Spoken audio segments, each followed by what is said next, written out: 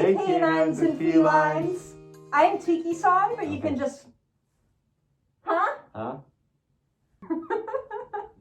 What did you say? I said okay. We didn't establish who was starting. What's up, canines and felines? And I'm Tiki Song. And I'm Hempway. You can just call me Creature because I have a million personas. Or if I'm not in C, you also can just call me Even Soul. So we tried taking this video quite a few times and we just kept laughing and goofing around. It didn't go well. No, not at all. It was bad.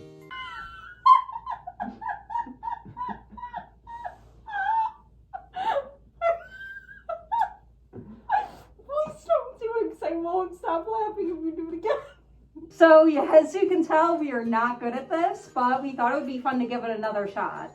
Well, today we're going to try and attempt a kind of interview style thing between what's essentially going to be the point of view of someone who's newer to the fandom like myself and someone who's a bit more experienced over the few years.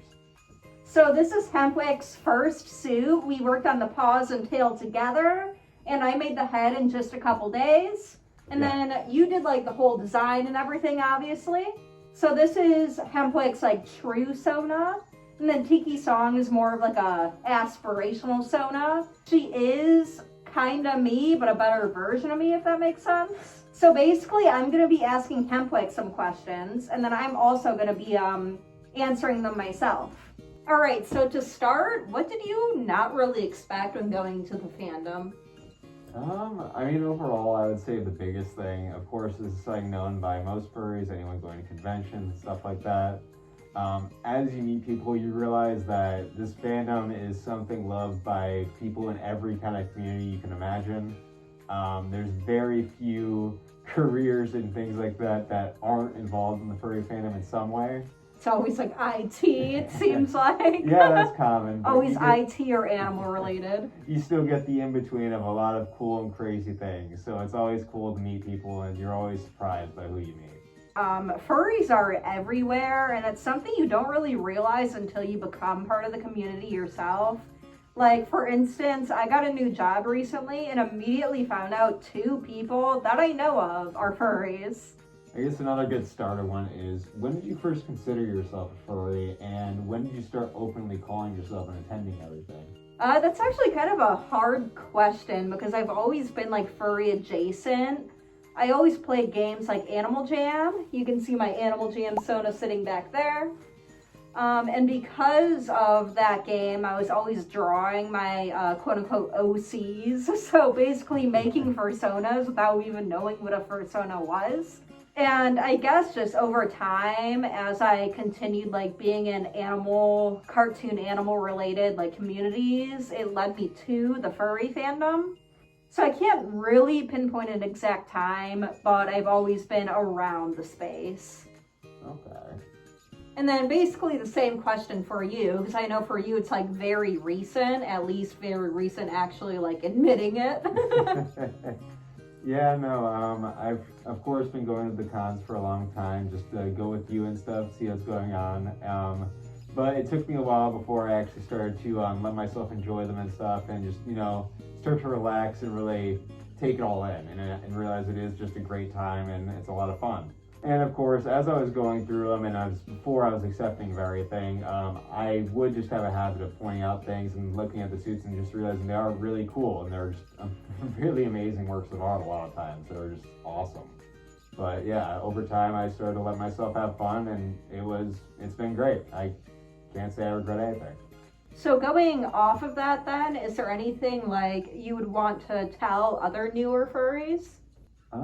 Just that, again, it can be intimidating. You can see the stuff online and be afraid, of course, to try and be associated with it. But again, once you realize that the only person's opinion that can matter is your own, really. Again, you can't let everyone get to you.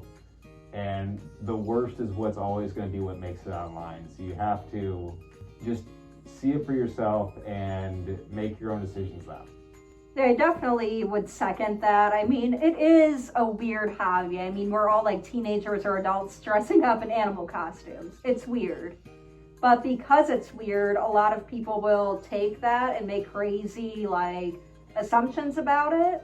The way I would kind of explain it is when you look at the news, it's always crazy stuff, you know? They're not going to make a news article about something like happy and good because that's boring. But if you hear something about like someone that wears a big animal suit doing something crazy, like using litter boxes in school bathrooms or something, that's obviously going to get more clicks because it's very bizarre and out there.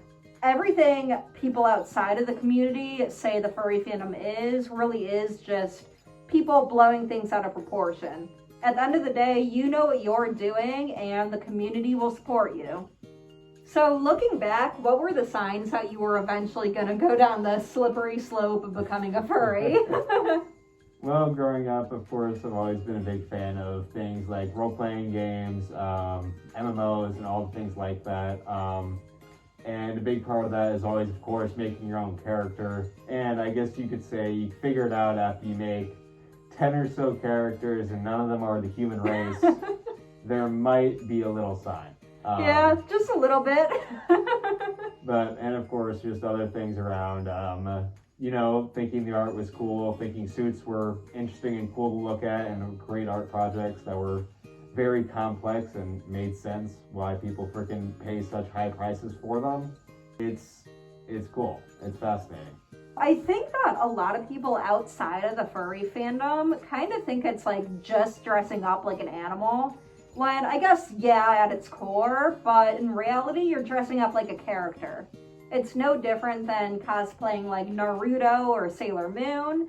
The only difference is that the character is yours. And then in terms of signs for me, honestly, I would kind of just sound like a broken record. Again, Animal Jam, drawing my characters, yada, yada, yada. It really does just boil down to that silly little Club Penguin ripoff. Alright, since you've been in the fandom, of course, for a few years at this point, is there anything you wish you knew at the beginning and stuff? Probably not really the answer you would expect, but I guess just kind of when you're making friends in the fandom, not everyone's going to want to be your best friend just because they're furries. Kind of going back to the first question we had, it is a fandom of like everything. So yeah, we might both be furries, but our other interests may not line up the exact same. I think Finn the Panther actually made a video on this recently where if a furry rejects your friendship, it's not personal. At the end of the day, we are all different people. Like, this community brings in everyone, so not everyone is destined to click right away. Whereas if you're in the My Little Pony community, for example, it might be a little easier because you have that one thing to fixate on. So as a new furry, kind of the same question, is there anything you wish you knew sooner? Raves. Just raves? Overall, again, yeah, you can go to concerts and stuff, but I think the reason I like raves is, again, there is no judgments whatsoever. You can dance the weirdest you have ever danced, and you are with the crowd, okay? You are with the people. No worries about doing the wrong thing or any mistakes like that. As long as you're minding your own space and you're not, crashing on anybody, you're in the clear. Especially having like the second layer of hidden identity, I assume you can just kind of let it loose. Exactly. So kind of leading off of that, would you say that fursuiting specifically has helped you come out of your shell? Yeah, absolutely. A lot of times, again, you can be really worried about what you do and say when you're yourself, and especially if you're a very timid or shy person. But a lot of times being in the suit helps you, more express yourself and not have to worry about those kinds of things. And another big thing as well is a lot of times I personally can have an issue where I will not look the most approachable when I am myself and not paying attention. And so this lets me be a bit more approachable as, big green cat. And kind of have that resting mean face. A little bit. And yeah, for me, it's a lot of to preface, I am on the autism spectrum and I kind of fit a lot of the autism stereotypes. It's hard for me to make eye contact and my voice is very monotone normally. But being able to put on a fursuit, obviously I don't have to worry about eye contact. I can kind of choose if I want to be more myself or more in character in the moment. And that really helps, just kind of having that barrier in between. So who are some furry creators that have kind of brought you closer to the community? Well, definitely, I've seen a lot of stuff. Of course, I go watch a lot of stuff on Instagram and things, and I've seen things like Peeves, I've seen Hero, Barley. All of these creators are hysterical and give great information on the fandom as a whole, and also give it a very good, fun undertone while you're learning. For me, it's mostly fursuit makers rather than like just content creators in general. And I can't really like name a specific few, but just the craft community and the fandom as a whole.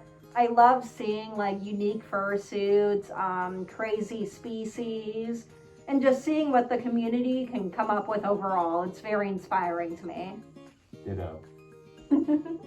And then what would you say to furries who are kind of reluctant to actually join the community?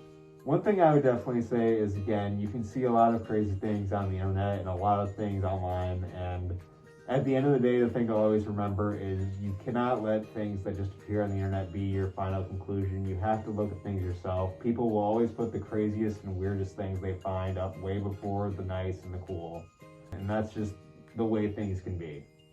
Furries are a great support system. They really help introverted people come out of their shells. It really just takes one like very extrovert out there furry to really set the tone. And again, I think another thing that's very important to remember is at the end of the day, we all only live one life, and it is not worth holding yourself back from anything if you think you're going to enjoy it. Again, even if you don't in the end, it's worth trying just to see if, it's fun for you, if you meet some friends or anything like that. Or at the very least, just attend a convention. You don't have to be a furry to go to one. And they are so fun. Like, we've been to like anime cons and everything. Furry tops them. I'm sorry. It's just such a welcoming atmosphere. And like we said before, since it is an everything fandom, you can find anything in the dealer's den. Absolutely.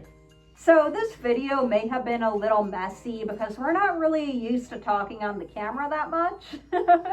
At all. So if we were like kind of a broken record, yada, yada, yada, that's why. So if you'd like to help us out with that, maybe leave some questions in the comments for a part 2. Or say you hate it. or just be honest, I mean. And if you have any overall video ideas for us, that would also be a great help, seeing as we're brand new to this. Alright guys, well that was a little bit about us. We appreciate everyone who somehow sat through all of that, no matter how broken or odd it looked. And it comes out in the end after we get through editing it. But thank you again for making it through. And then I hope to see you guys in the next one. If you have any video ideas for us, that would be a huge help. Yes, please give us ideas. So just remember, be yourself. Don't let other people's judgments affect you. And go to raves. Go to raves and become fluffy.